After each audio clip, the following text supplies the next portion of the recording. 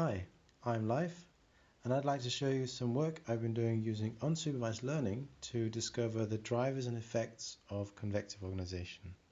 This work is all about trying to learn what kind of patterns clouds organize into, and what causes this organization to take place, and what is the radiative impact of the organization and thus the effect on Earth's climate.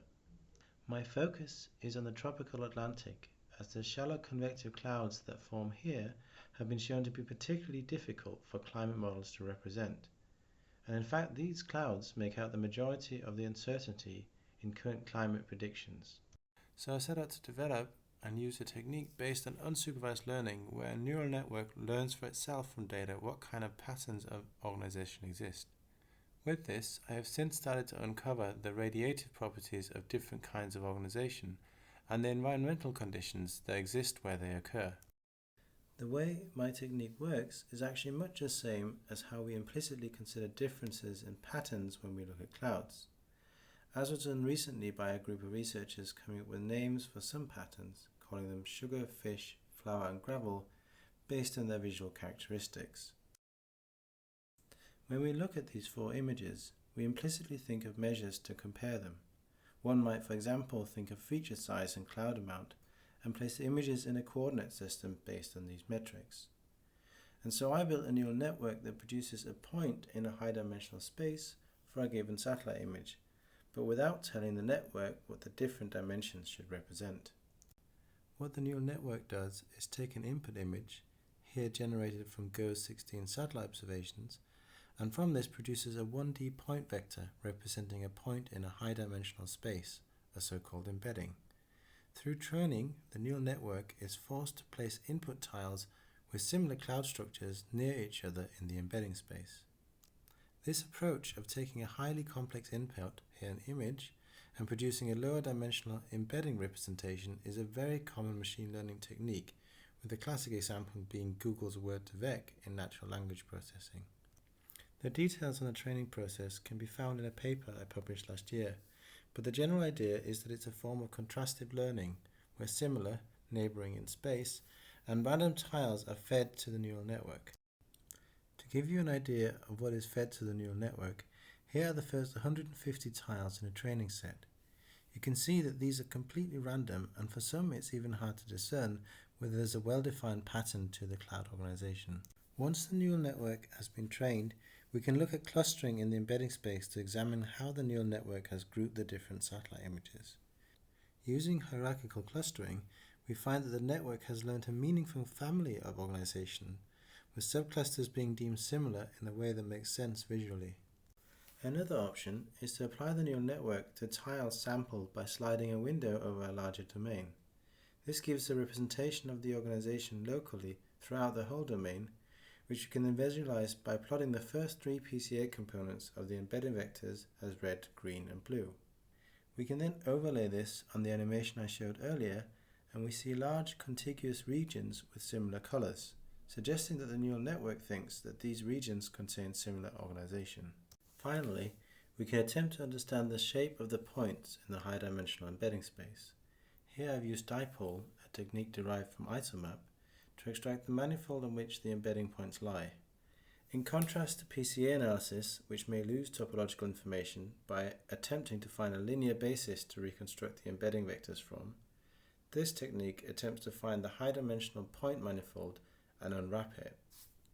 We see that the neural network has produced a continuum of organizational states, and we can now map out the transitions between different regimes of organization. In the later slides, I will use this unwrapped manifold representation to analyze the radiative properties and environmental conditions of different forms of organization.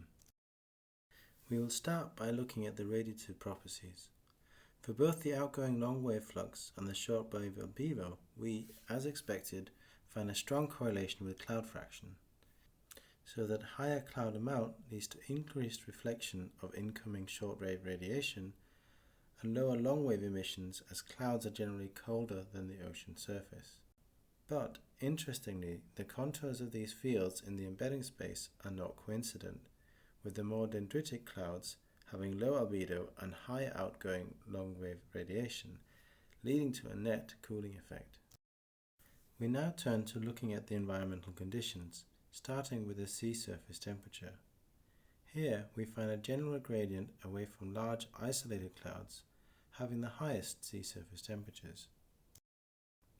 If we look at measures of stability of the atmosphere, we find an interesting trend here too. The lower tropospheric stability, which represents the stability of the lower troposphere as a whole, there is a clear gradient in conditions with some degree of cloud cover. Here, larger isolated clouds are associated with lower stability.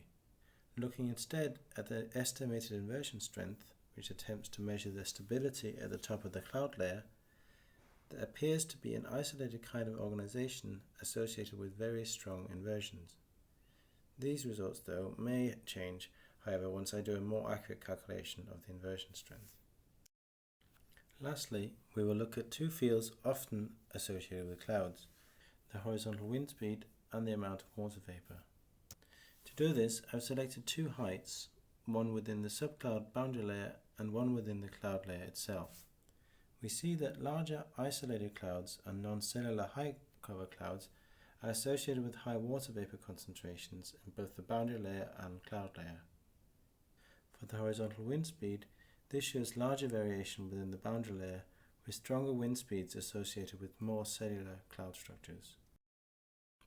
It is worth comparing this analysis with work based on the named types of organization I mentioned previously, specifically with the work by Sandrine and al. From last year. Here I've simply placed the sugar, gravel and flower types of organization in the embedding manifold visualization based on their visual characteristics. At least in regards to wind speed, the change to more cellular organization with increasing wind speed seems in agreement, with the flower clouds also being associated with higher wind speeds. Currently, the analysis regarding atmospheric stability doesn't show much agreement, but feeding labeled datasets of the named organization types will give me a more complete picture for the distribution of these types of organization. This is one of the things I will work on next. So, my preliminary conclusions are that using this kind of unsupervised approach, it is possible to discover what kinds of organization exist, and start to learn what kinds of radiative impact they have, and what kind of environmental conditions they are associated with. Specifically, it appears that organization does play a key role in addition to cloud fluxion when it comes to radiation. On both wind speed and tropospheric stability play a role in which kind of organization form, but one primarily in conditions with high cloud fraction and the other in low. With that, I would like to say thank you for your attention, and please get in touch if you have any questions or thoughts about this work. Thank you.